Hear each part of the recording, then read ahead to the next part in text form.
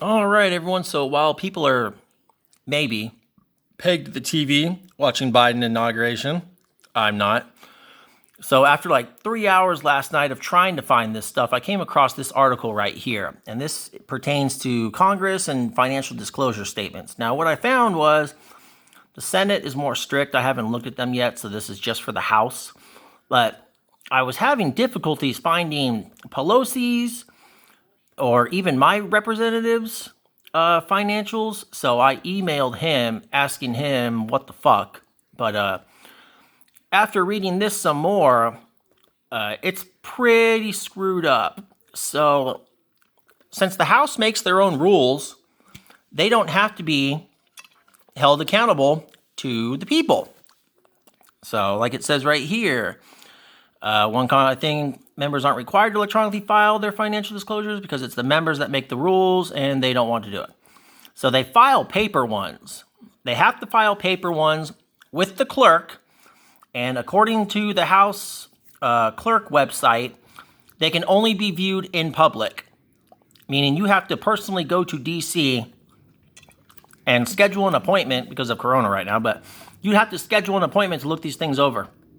So that's great. And the one thing I found on Pelosi, that's the only thing I found.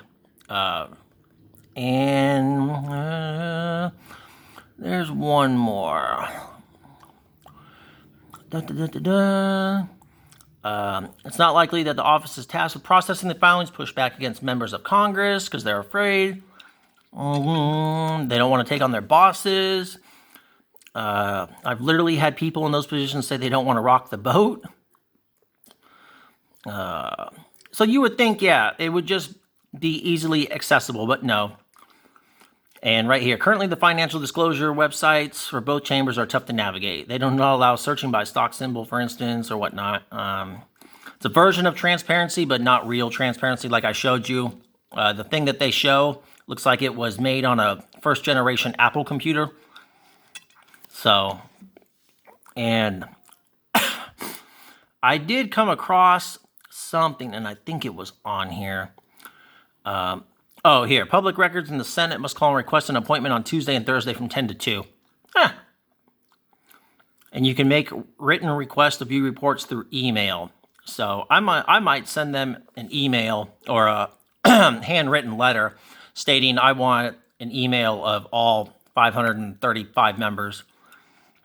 But one last thing I found is since they carry over the rules from prior Congresses, I read an article where the 115th Congress, they made a rule, and I'm not exactly sure it applies, but it could, that these documents do not have to be publicly disclosed for 50 years after they are filed. And that is a rule in the 115th Congress. And then when you read the new House rules from the 116th and the 117th, it'll always say previous rules carry over from last House or Congress with the following amendments. So there you go.